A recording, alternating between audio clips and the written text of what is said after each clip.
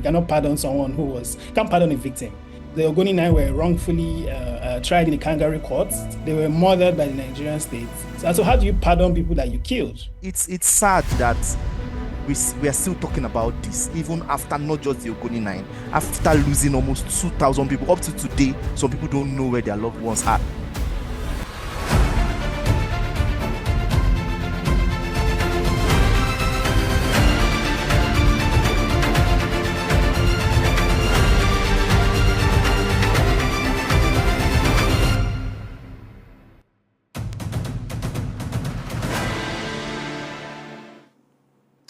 They died for oil, but not in its wealth. They died for justice, but never saw it delivered. And now, nearly 30 years later, Nigeria says, we pardon you. But the world asks, for what crime? Hello and welcome to another episode of On Right, Crime and Justice, coming to you from Greengirt TV. On June 12, 2025, which marks Nigeria's Democracy Day, President Bola Ahmed Tinubu stood before the National Assembly and made a shocking announcement, granting a presidential pardon for the Ogoni Nine. Among them, the late Ken Saro-Wiwa, the internationally revered writer and activist, was posthumously awarded the commander of the Order of the Niger, a gesture wrapped in solemnity and symbolism, but not everyone is applauding. To many across Nigeria, especially within the Niger Delta, this wasn't an act of justice, but a contradiction. How do you pardon men who were never guilty? How do you forgive those who gave their lives, exposing the destruction of their homeland? We've also had Amnesty International condemn the move, stating that while the recognition is symbolic, it falls far short of justice. A pardon, they said, is not justice, and it does not erase the sting of a state-sponsored murder. That's in the words of Amnesty International. The people of Ogoni still live with that stain. The waters are still black with oil, the land is still poisoned, and the promises of cleanup still mostly are unfulfilled. So today we revisit the story of the Ogoni Nine through the eyes of a new generation, one that remembers and demands clarity. I'm joined by very renowned activists in the field, Tobechuku Diolu Prosper, co-founder Link Green Climate Change Initiative, and Ebenezer Wikina, founder Policy Shapers. It's a pleasure to have you both on the program. I'll start off with you, Ebenezer. How are you doing today? Thank you. Thanks so much for having me, Tony.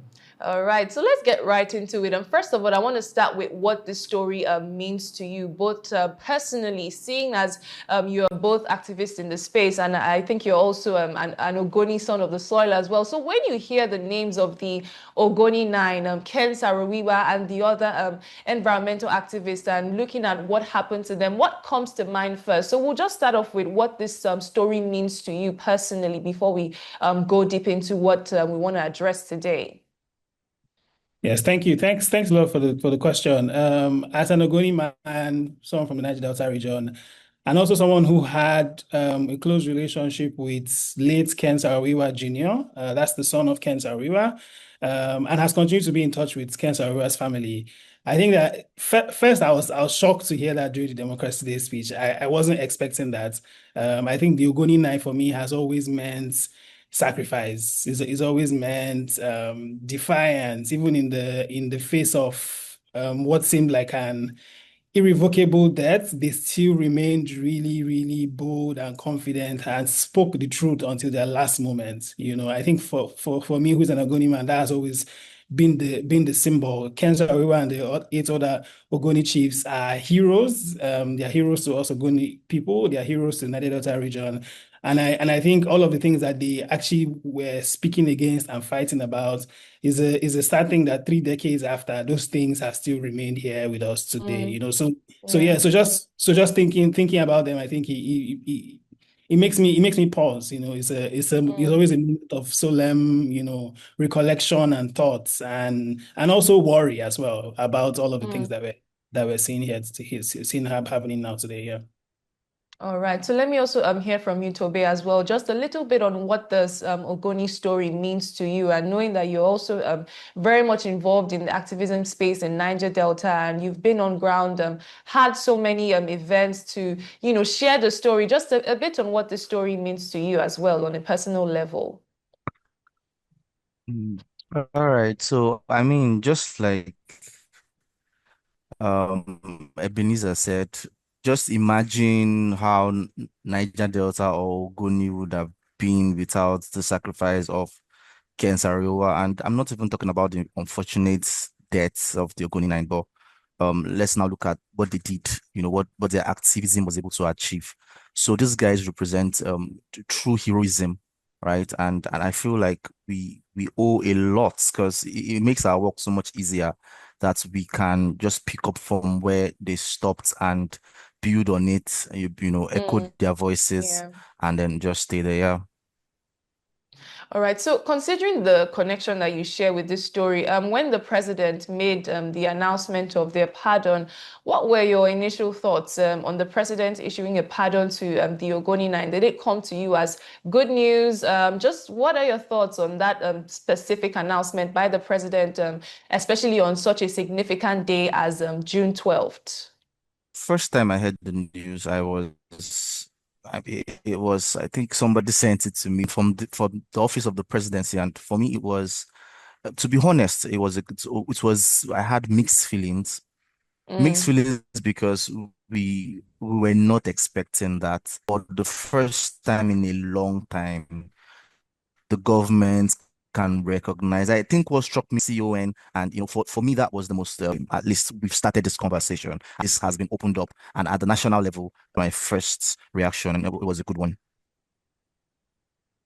all right. Okay. Let me also hear from you as well, Ebenezer. Just your initial thoughts when you heard the news. I know you wrote quite a bit on it, but let's just start with what were your initial thoughts when you got the announcement from the president?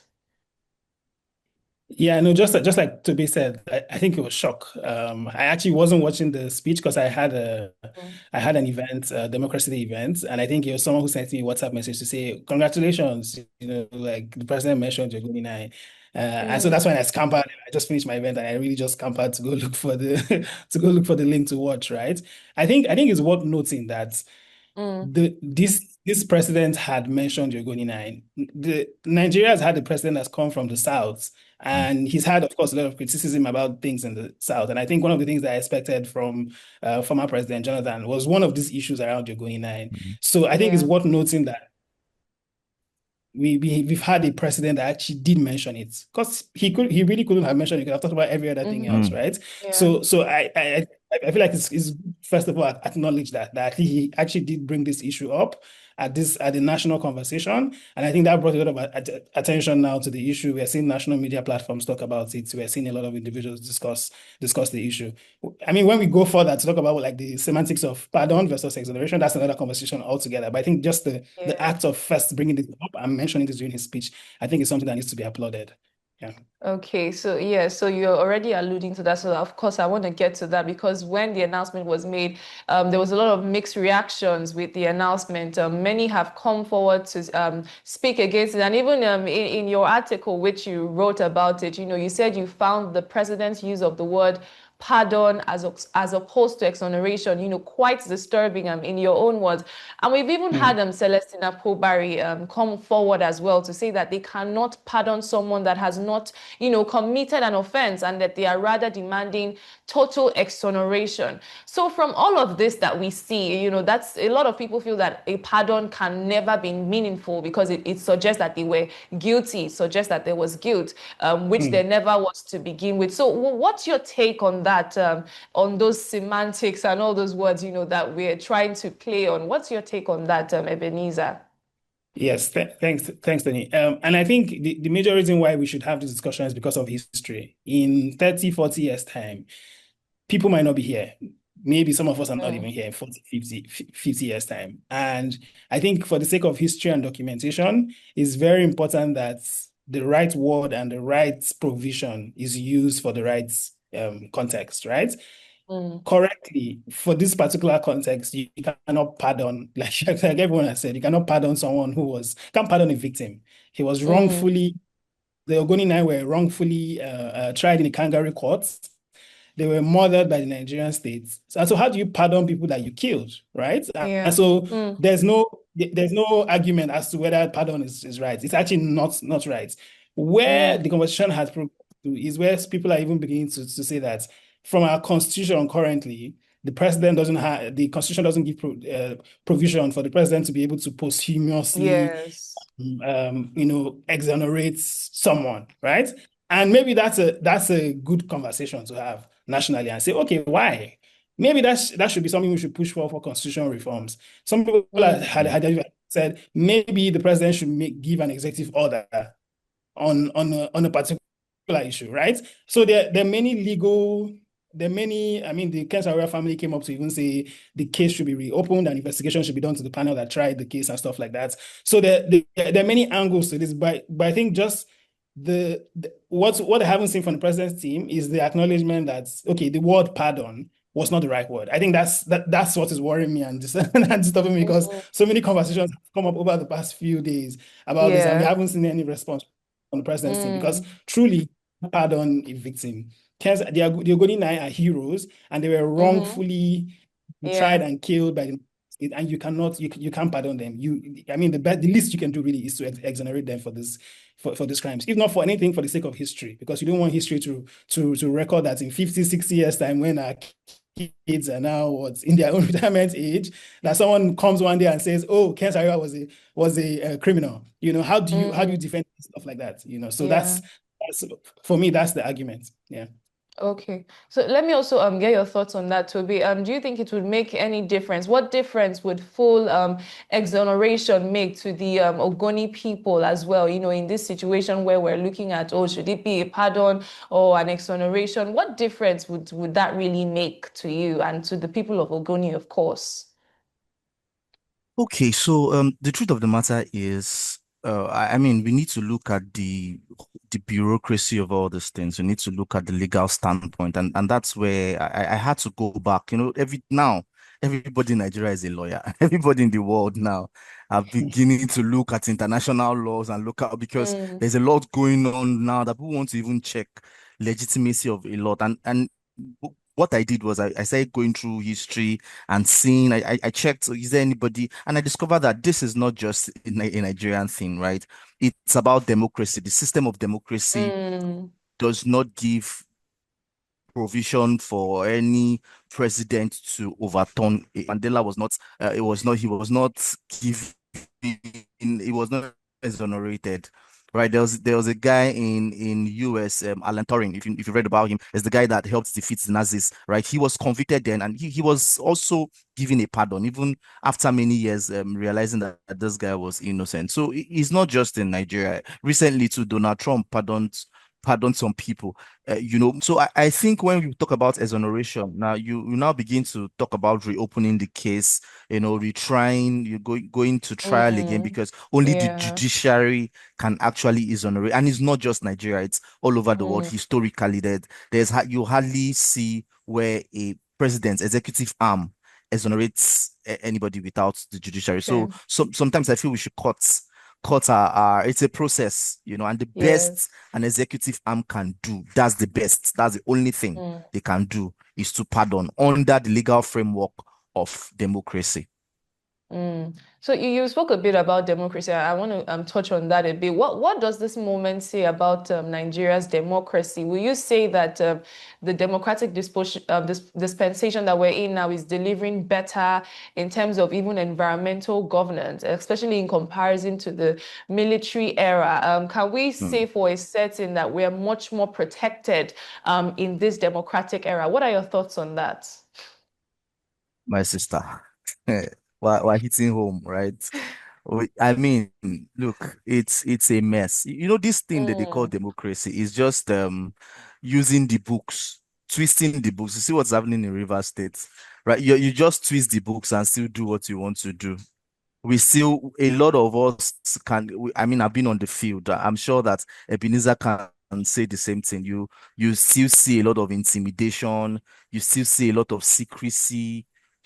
Look, as Ebenezer said earlier on, nothing has changed. Some people will even say it is even worse, right? Because if you look at the structure of NNPC and the entire crude oil process, the other day Dangote came out and was crying about how this thing is a cabal. You just realize that, look, these guys just hide under democracy, but at the end of the day, I mean, we still have a long way to go. All right, Ebenezer, I don't know if you have any thoughts on that as well. Would you say that environmental activists now looking down, we're coming back, we're in 2025 now, that's almost 30 years later. Would you say that there's any better change, or we're just, like Tobe is trying to say, we're probably just more civil in our repression, today. So what are your thoughts on that? Yeah, no, plus one to everything that Toby said. Yeah, I mean, in some instances, things have even worsened. I think the only good thing that democracy had given us is that, unlike the military era, where it is, a group comes out to protest and they clamp down on you by shooting at you, and people are dead, and there's no accountability on stuff like that. I think democracy sort of like gives us a bit more power to be able to ask for a little bit more. That's why we can have Toby's organization, for example, do the work that they do. That's why we have Green Growth TV, for example, talk about environmental issues. We have journalists reporting on these kind of issues, investigating on these issues. So at least I'm grateful that we're in an era where Toby will be arrested, or Toby and I on TV and talking about this could be arrested, right? At least we're not in that era. And then democracy had given us a couple of tools, some not as effective as they're supposed to be, things like the Petroleum Industry Act now, which took a very long time, almost 20 years before that bill went from bill to act, and stuff like that. So those kind of provisions, I think, sort of give us tools that we can use to advocate for certain issues, like under the Petroleum Industry Act, there's the host communities section that caters for how the host communities should be taken care of. So within that act, when the work that's activists do, we can look at that and say, okay, you're not doing this and you're not doing this. The law says you should do this. So we have something to ask for. As opposed to the military era where, Ken and the Ogoni chiefs and all of the activists who were, there's the Ogoni 4 as well, the activists who came out and were boldly speaking out against things. And they knew that, this was the military era. People could shoot you and nothing will happen, So I think it's just that kind of breakthrough that we saw. And I hope that for those of us who are in this dispensation, we can leverage the tools that are at disposal, whether it's social media or whether it's the bills and the laws, to be able to advocate for better conditions for the people. Yeah. All right, thank you so much, Ebenezer. So we'll just take a pause on the conversation now, and when we come back, we'll delve right more into the issues on ground. So don't go anywhere. We'll be right back.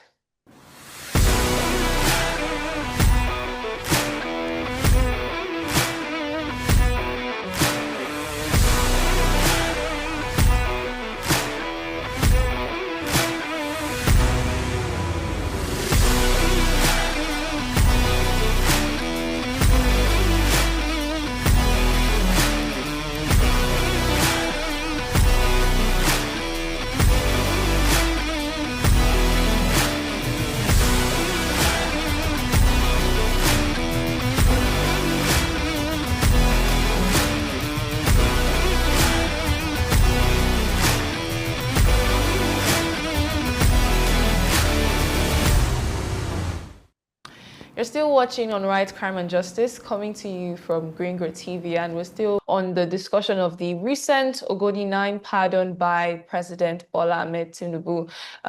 It's a question of don't they deserve more than a pardon, And I want to stay with you, Ebenezer. I want to talk a bit, because there are talks that the president wants to resume oil exploration in the Ogoni land. He has had meetings with select political and traditional leaders from Ogoni land about resuming oil exploration. So some are led to believe that this pardon is more of a symbolic politics than sincere justice. So first of all, before we even analyze that, what do you make of that? Do you think that it's a possibility that this might just be a political play to be able to win the favor of the Ogoni people, to now go back and, almost go back to square one from where they're trying to move from? Just a bit on that from you.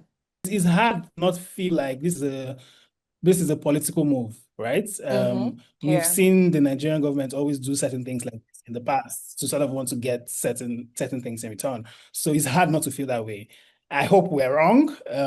And I actually do think that if this is the case, it does call for a lot of I'll say introspection from the president himself, from the Ogoni leaders, from the state leaders, people who have been engaging with the president and his team on this particular issue. Because I think that if we fail to learn from history, we're going to repeat the same mistakes. the mistakes that led to the advocacy led by Ken Saro-Wiwa and Mossop and all of the groups would happen again, because it means that if it does feel like we're just trying to rush back into the same thing. There's a reason why oil exploration stopped in Ogoni land, right? So if we don't find a way to understand what led to this and sort of like prevent the issues that led to this, we might come back again in a couple of years to this same issue of more environmental devastation, more spills everywhere, without even having a sort of like a framework to address issues like this. So yeah, I feel, sadly, I feel that, yeah, I'm hoping for the best, that this actually also has some good intent behind it. But I'm just saying that, yeah, we should be really careful. And I think it's a note of caution as well to the president and his team. Yeah. Yeah. So if new, okay, I think we have Tobe back. So let me also hear Tobe's thoughts on that as well. I think the problem has always been, for me, the challenge has been Ogoni people, Ogoni leadership. And I mean, if something as little as this can change feel like I mean, whatever the intention of the government is, it does not correlate, right? It does not correlate at all. Whether whether there is a political move, I don't see how giving pardon to something that is long overdue will influence, your Ogoni people should stand for what they stand for. Of course, as I said before, democracy is kind of politics is kind of very funny, right? And it's very hard to tell the intentions of the government. But for me, I'm beginning to now see, look, let's not give too much power to, if one man has something in his mind, or a political party or to have something in their mind, let's not give them too much power. Let's now synergize as Ogoni people, like as Niger Deltans, and say, look, I do thank you so much for the pardon, but we stand on what we stand on, and that's where I feel our strength we should focus more on, and really not join those issues, because we really cannot tell what's in the mind of anybody. So let me just come back to you, Ebenezer. Just like I said earlier, if we have the new oil investments coming in, what's the one thing that you believe should be done differently? And I know you had you wrote an article and you gave a few recommendations on some policies and the way that they should go about it. So just take us a little bit into that. Yes, please. Thank you. So in my opinion, Ed, sort of like an open letter to the president, I think I gave 5 steps that I think, if the president's team really is pushing for oil exploration to come back to Ogoni land, I think these are 5. These are not the only 5 things. These are 5 out of the many things that are being said. Activists like Tobe, people in Mossop, the various groups and community groups that are bringing up ideas. I think these are some of the 5 things, in addition to all of those things that are being said currently. And I think one of the first things is that there needs to be a bond that should be signed. And I understand that the president's team seems to be like trying to fast track things, because we're trying to get a loan from Saudi Aramco currently, from what I read in the news, using future expected oil output and stuff like that. So there's so much like haste, sort of, right, on the president's side. However, I think that before anything starts, there needs to be a bond that should be signed with the president. The bond between the president and the Ogoni people, saying that there's an agreement that if oil exploration does come back to Ogoni land, the impacted areas that are currently suffering from degradation, there needs to be an agreement that, irrespective of what happens after the next 4 years, the next administration comes on, in line with the UN environment reports, cleanup needs to happen. It's supposed to be cleanup, remediation, and restoration. It's a 3-step process that the UN put out there. What HyPrep has done for most of the areas has been clean up, maybe turning of soil in some of the areas, but it's much more than just like taking out soil from here and putting on new soil, right? There needs to be natural flora and fauna that needs to come back to those areas and stuff like that. So I think the president needs to sign, the federal government needs to sign that bond, so that whether or not he's in office, whoever comes back to that, whoever is president in the next 4 or 8 years, needs to follow through to that process until it finishes in line with the UN recommendation. I think that's the first step. The second step is that there needs to be agreement on global guidelines. And this is something that Ken said extensively in all of his speeches. I've read almost all of his books and his speeches over and over again. Ken said this over and over, that Ogoni land is not the only place in the world where oil is being explored. Oil is explored in Norway, in the Middle East, everywhere. But there are global guidelines on how you behave as an oil company, right? How you take care of the environment, how you ensure that as you're taking out of the environment, you're not leaving it destroyed, and also like the surrounding environment is not destroyed as well. Those guidelines were not followed. That's why we got to the point where we had the kind of oil spill and stuff that we saw, right? So I think that if any kind of explosion wants to happen in Ogoni land again, there needs to be those guidelines, and there needs to be like periodic audits, and there should be punishment to the point where if companies don't keep up with this, their license can be seized. I think it's when you have that kind of like stern punishment and follow through those guidelines with international partners that I think that you would see a better this thing. Because the Nigerian thing of just like, oh, we can do whatever I want to do, and then we bribe some of these government people who are supposed to like nurse drunk or whoever it is that is supposed to out. I think we cannot. I mean, if we want to follow that again, we will definitely get back to the same point that we are currently. So I think that's quite key. On the third point, I spoke about youth, which is I mentioned an Ogoni Future Fund, and I'm quite aware that there's 13% derivation that comes to River States, and that there's if an oil company does come to Ogoni land, there's a host communities development trust that comes in. But I think that there needs to be a specific trust fund for youths and the future of Ogoni land, not just the present. I think 13% derivation comes to the state, so that's shared for the state broadly. It really doesn't come down to Ogoni land as much. The HCDT can solve other community-related issues, but Ken and the Ogoni Nine Chiefs, especially Ken in his speeches and in his book, always spoke about the future and the future of Ogoni land. And I think the youths, Ogoni community, the tribe has close to 50-something% that are mostly within the age of 17 and 35. That's a huge population, and they need to be educated and they need jobs. So I think that fund needs to be focused directly on putting people through school, ensuring that there is education, whether it's exposing them to world-class education, so that they can also even contribute, and that was my fourth point, contribute to the companies and stuff that are going to be founded in those communities. If you don't educate the people that are going to be around oil installations, data shows from all around the world, whether it's oil in South America or everywhere around the world. If you don't educate people who are around those regions, they will vandalize them. You have to make sure that the people are educated enough to understand what those investments are, and that they can contribute to making the investments better. So so that future fund, I think, is quite key. And I talked about the local content for the fourth point, where in line with the Nigerian Oil and Gas Industry Content Development Act, I think it's something that's already being done, but I think there needs to be focused on ensuring that Ogoni people who are living in those areas where the oil is being explored also have a way to contribute to that process. So I think that's local content stuff needs to be done. Then the final point is on livelihood security. The Ogoni man and woman are primarily, before this oil devastation, are primarily farmers and fisher people, right? I think that we need to take into cognizance that the devastation has in many ways made many people jobless and destroyed several livelihoods for decades now, this three decades, right? So I think that there needs to be thought into how livelihoods can be secured. If an oil company comes in here, how does it impact the small shops? How does it impact, how does it impact everything around there? And we need to take those things into cognizance while we're building and thinking about this particular process. There needs to also be higher security of lives as well, because bringing oil installations into Ogoni land would also mean that there's higher threats of attacks and stuff like that. So how do you ensure that the people who live around those areas are secured and their lives are secured in those communities? I think there needs to be a conscious plan. And if anything, I mean, if we look at what's happening in Benue State, if that's anything to go by, it means that we're not really serious about security. We need something more higher than that kind of thing. Like, you need conscious thought and efforts into ensuring that the lives around there are secured and the livelihoods too are also secure. So these are just 5 steps. I mean, there's so many more people have brought up so many ideas. And I think that there's need for broad consultation. I don't think it's enough to fly some chiefs to Abuja to meet with the president's team to discuss. I think that there needs to be town halls within these communities. If the president actually really is serious, calm down yourself, Mr. President, and engage with the people, and hear them and speak to them, because that's actually how you know where the needs are.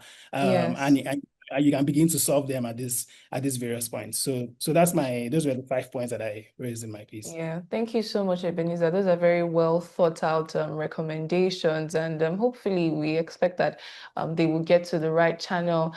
Okay, so we're about to wrap up the program now, but so I just want to ask now, if you were to, because Ebenezer had already mentioned earlier that nothing has changed. If you were to describe the Ogoni land today, I mean, looking back 30 years later, what would you describe? Would you say that their sacrifice, that is the sacrifice of not just Ken Saro-Wiwa, but every other person, that every other activist that, lost their lives because of this cause, would you say their sacrifice has changed anything on ground? What is the situation 30 years later today? Okay, so it's important for people to really understand the gravity of what happened in Ogoni. Over 2,000 people died for this cause. Mm, 2,000 people. We need to start. I mean, I did a story on my Facebook or YouTube page. I feel like a lot of people need to see that a lot has happened historically that we need to even go back to understand the depth of the crisis, how Shell was granted non grata, how the entire oil mm, crisis started and where it is today, right? And I feel like the greatest tragedy for me is not even the fact that, yes, I mean, there's been some small wins. The first one is the fact that now Ogun is like the poster card for Niger Delta, right? Every community in Niger Delta. So some people even get angry that why is it Ogoni, Ogoni, Ogoni? Ogoni is not even the worst impacted community mm, in terms of this oil exploration. It's not the worst. If you go to Bielsa, you weep, right? But mm. Ogoni shows us that, look, there's power in activism and speaking Yeah. out, and that's what I feel like they achieve. But going forward, there's still a lot to be done. The pollution is still there. The lands are still. In fact, recently somebody called me to come and check out an illegal site. There are still many illegal places in Ogoni where they're still drilling. Right. And this Mm, this place is surrounded by, I don't know if I'll call them military or tantita, or you just see men with guns that you can't go there. Right. And you mm, still see a lot of oil spillages almost every month. You hear about one oil or two oil spillages in Ogoni land, and you wonder, okay, so these things are still going on, right? yeah. And Shell has left, but a lot of these things are still going on. Recently, my conference, we were talking about divestment being a huge scam, because the idea is that Shell has left, but a lot of these companies that are operating are still operating with this. Shell gave, and many of these oil companies gave them. You just imagine, King Bebe. He spoke at our conference. He said, "Imagine you buying, or rather, Celestina Pobari was talking about it. He said, how will a seller give the buyer money to buy his product?" That's exactly what just Mm, happened. It's just almost mm, like, look, since they have already blacklisted us, let's still yeah. operate using another name, and that's Mm, exactly what's going on in Ogoni. The last time I went to Koro community in Thai local government, right? There was a major oil spillage there. I went there myself. The videos are on my YouTube page. One of the youth presidents was saying, like, he said it verbatim clearly. He said NMPCL is making Shell look like saints. And mm, when he said that, and that meant like, it was like, look, you can see an oil spill those days, even when Shell was doing their atrocities. 2 days, 3 days, you already see Shell officials everywhere. The IOCs, you see that they are afraid of the outrage. They are afraid of calling, but they are local oil companies. It's almost like they like, now we understand ourselves. We mm, know how to walk our way around it. And you see irresponsibility. The last oil spillage in Bukuma lasted for more than 21 days. yeah. Fire outbreak, Mm-hmm. and it's still going on like that. So it's sad that we are still talking about this, even after not just the Ogoni 9, after losing almost 2,000 people. Up to today, some people don't know where their loved ones are. Some people don't even know. And Mm, that's why some Ogoni people are feeling bad that, when we talk about Ken Saro-Wiwa, it's not just Ken Saro-Wiwa. And a lot of people died for. I yeah. met somebody that he was shot in the leg. His brother was on he and nobody even knows their name. Nobody. They are not. These heroes are like, nobody knows them, right? And we still have these issues over and over, year after year. We're still talking about this. It's just so sad that the other day I was saying, if Kensariwa was alive, watching us, he would just be wondering, God of hosts, how did we get What here? was this all for? Yeah. What was this of? And the most sad part, and that's why I was not happy, that because this matter is really dear to my heart, right? Because I'm really involved in fact, a lot of people believe I'm from Ogoni, right? Because I've spoken with a lot of them, I've interviewed many of them, I've heard the stories, I've sat down with them. So let me just wrap up with you, Ebenezer. Finally, just your final thoughts. If the federal government truly wanted to honor the Ogoni Nine, what would that look like to you on the ground? Just your final thoughts on that. Yeah, I think do what they asked for. You know, there's a reason why Mm, they failed. They were asking for something. They were yeah. asking their people. They were asking for protection for their people. They were asking for more protection for minority rights. And minority rights also extend as far as the Middle Belt, where we're seeing over 200 people being killed in the Middle Belt. And it's now seeming like the president took almost 48 hours before he responded to them. For me, Mm, that's not honoring the Ogoni Nine. So if you want to yeah. honor the Ogoni Nine and all the other activists who have passed on, for fighting for the rights of minority tribes, fighting for the rights of people in communities who are suffering from oil and oil exploration. I think do what they ask for. Do the right thing. Follow the laws. Don't cut the corners. Secure lives, secure livelihoods. Ensure that even as Nigeria is benefiting from oil, the people who are living in those lands do not have to suffer for the case of Nigeria. The people who are living there actually can live dignified lives, can actually still have their livelihoods, can actually still contribute to the growth of their community and to the growth of the country at large. I think that's, for me, I think that would be the largest way and the biggest way to honor their legacy. Yeah. All right. Thank you so much, Ebenezer and Tobe, renowned activists Mhm. that have really been so much involved in the space. Thank you so much for sharing your insights on the program. And like we said earlier, it's nearly 3 decades after their execution, and the ghosts of the Ogoni Nine still speak through the poisoned rivers, the abandoned promises, and the resilience of a people still demanding the truth. Of course, a presidential pardon may sound like closure, but justice is not just a soundbite. So like we've said, you don't pardon innocent, you exonerate it. But, varying thoughts on that, considering the legality and all of that involved. But one thing is for sure is that while we try to honor the dead, we shouldn't continuously do this while also trying to negotiate to drill the land that they died defending.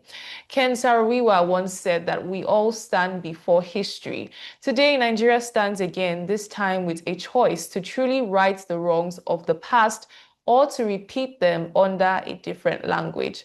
Whatever the answer is, the world is watching and history, as always, is recording.